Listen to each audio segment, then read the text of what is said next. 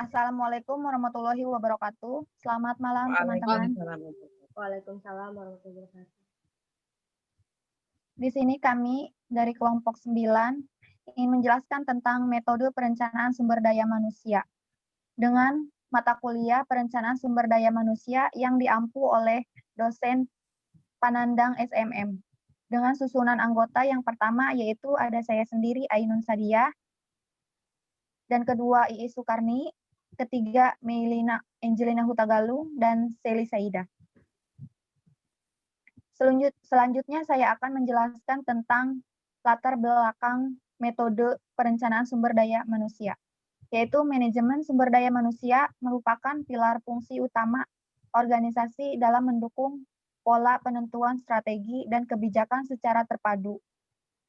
Keputusan-keputusan sumber daya manusia yang sehat harus didukung oleh informasi mengenai sumber daya manusia yang baik. Oleh karena itu, di sini diperlukan adanya langkah-langkah manajemen guna lebih menjamin bahwa organisasi tersedia tenaga kerja yang tepat untuk menduduki berbagai jabatan, fungsi, pekerjaan yang sesuai dengan kebutuhan. Selanjutnya yaitu ada rumusan masalah. Yang pertama sih, apa pengertian dari perencanaan sumber daya manusia? Yang kedua, apa manfaat dari perencanaan sumber daya manusia?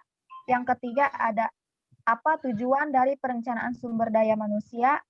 Yang keempat, bagaimana metode, informasi, dan peramalan MSDM itu?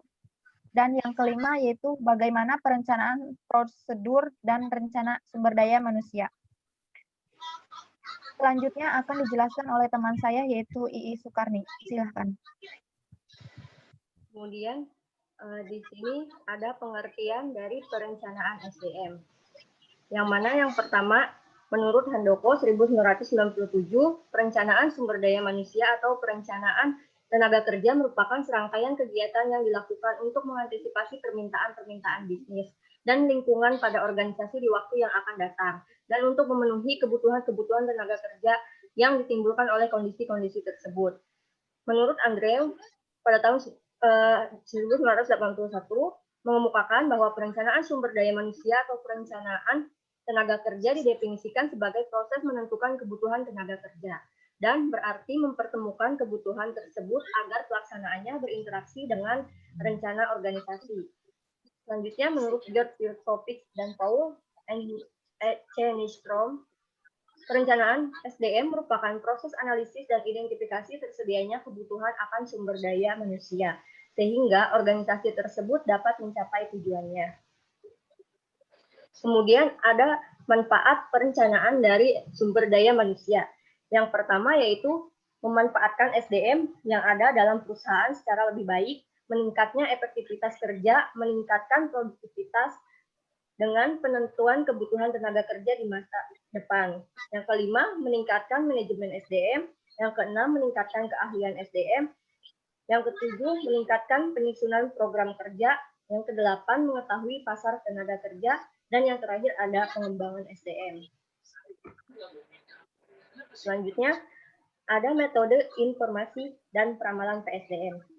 Yang pertama di sini saya akan menjelaskan terkait dengan metode PSDM.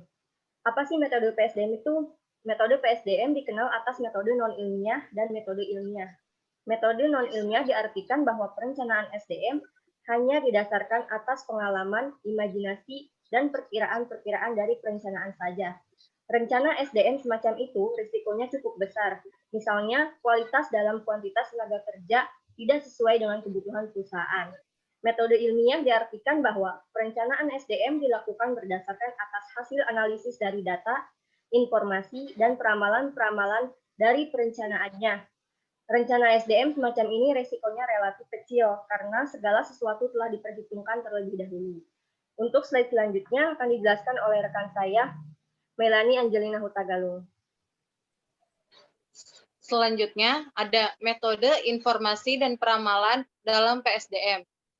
Yang pertama, informasi. Informasi adalah data yang telah diolah menjadi suatu bentuk yang penting bagi penerima dan mempunyai nilai yang nyata, atau dapat dirasakan dalam keputusan-keputusan sekarang atau keputusan-keputusan yang akan datang.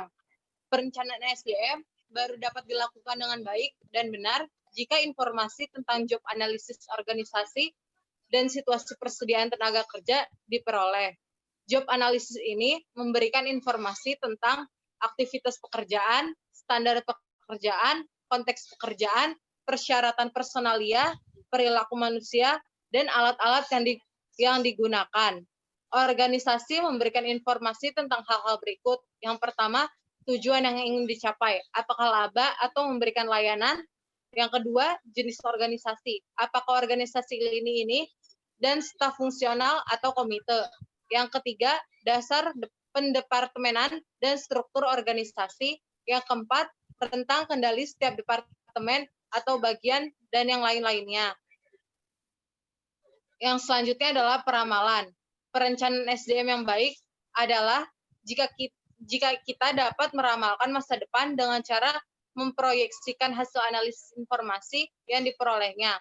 Peramalan biasanya untuk masa 5 tahun yang akan datang. Apabila ramalan-ramalan yang mendekati kebenaran, rencana itu baik dan benar, karena ia dapat membaca situasi masa yang akan datang dengan baik. Tujuannya adalah meramalkan kebutuhan dan persediaan tenaga kerja yang ada.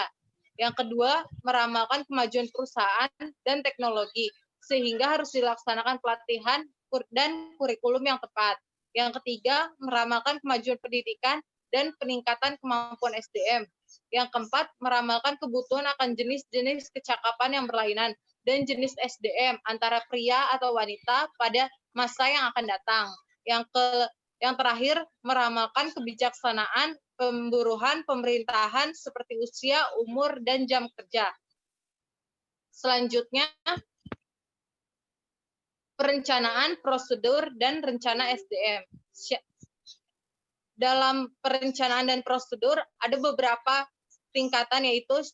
Syarat-syarat perencanaan SDM, 2. Prosedur perencanaan, 3. Rencana SDM, 4. Jangka waktu rencana yang akan datang, dan 5. Kendala-kendala PSDM. Dan slide selanjutnya akan dibawakan oleh rekan saya, Seli Saidah. Selanjutnya, perencanaan fungsi MSDM. Yang pertama, perencanaan organisasi. Yang kedua, perencanaan pengarahan. Yang ketiga, perencanaan pengendalian. Yang keempat, perencanaan pengadaan. Yang kelima, perencanaan pengembangan. Yang keenam, perencanaan kompensasi. Yang ketujuh, perencanaan mengintegrasian. Yang ke-8, perencanaan pemeliharaan. Yang ke-9, perencanaan kedisiplinan. Yang ke-10, perencanaan pemberhentian. Selanjutnya, audit SDM. Kepentingan audit bagi perusahaan ialah A. Untuk mengetahui prestasi karyawan, B. Untuk menetapkan besarnya kompensasi karyawan berangkutan, C. Untuk mengetahui kreativitas dan perilaku karyawan, D. Untuk menetapkan apakah karyawan perlu dimutasi, dan yang terakhir E. Untuk mengetahui apakah karyawan itu dapat bekerja sama dengan karyawan lainnya. Selanjutnya, kepentingan audit bagi SDM. Yang pertama, A. Untuk mengetahui kepuasan ego manusia yang selain ingin diperhatikan dan mendapatkan nilai pujian dari hasil kerjanya. B. Karyawan ingin mengetahui apakah prestasi kerjanya lebih baik daripada karyawan lainnya. C. Untuk mengetahui jasa dan promosinya. Yang terakhir, D. Mengakrabkan hubungan para karyawan dengan pemimpinnya. Selanjutnya, tujuan audit SDM. Yang pertama, A. Untuk mengetahui apakah pelaksanaan dari hasil kerja karyawan sesuai dengan rencana yang telah ditetapkan. B. Untuk mengetahui apakah semua karyawan dapat menyelesaikan job deskripsinya dengan baik dan tepat waktu. C. Sebagaimana pedoman menentukan besarnya balas jasa pada setiap karyawan. Yang terakhir, D. Sebagai dasar pertimbangan pemberian pujian atau hukuman kepada setiap karyawan dan lain sebagainya. Kesimpulannya ialah perencanaan sumber daya manusia merupakan salah satu fungsi dari manajemen sumber daya manusia yang mengorientasikan pada bagaimana menyusun langkah-langkah strategi menyiapkan sumber daya manusia dalam suatu organisasi secara tepat, menentukan pergerakan sumber daya manusia organisasi dari posisinya saat ini menuju posisi yang diinginkan di masa depan dengan menggunakan data sebagai pedoman perencanaan di masa depan. Dalam pelaksanaannya, perencanaan sumber daya manusia harus disesuaikan dengan strategi tertentu. Hal ini dimaksudkan untuk meminimalisasikan adanya kesenjangan agar tujuan dengan kenyataan dan sekaligus memfasilitasi keefektifan organisasi dapat dicapai. Perencanaan sumber daya manusia harus diintegrasi dengan tujuan perencanaan jangka pendek dan jangka panjang organisasi. Selanjutnya, kembali ke moderator.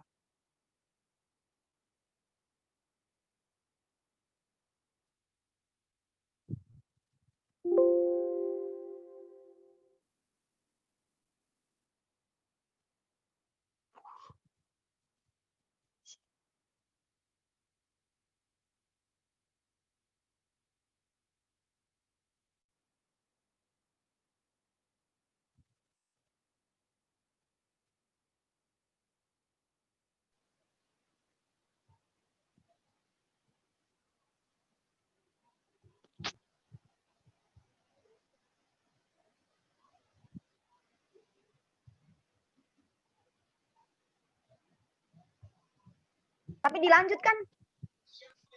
Udah selesai, kembali ke moderator. Oke, terima kasih penjelasannya tentang mengenai metode perencanaan sumber daya manusia. Mungkin segini saja tentang penjelasannya. Mohon maaf apabila ada kesalahan tentang penjelasan atau dalam bertutur kata. Assalamualaikum warahmatullahi wabarakatuh. Waalaikumsalam warahmatullahi wabarakatuh. Tuh. Selamat malam.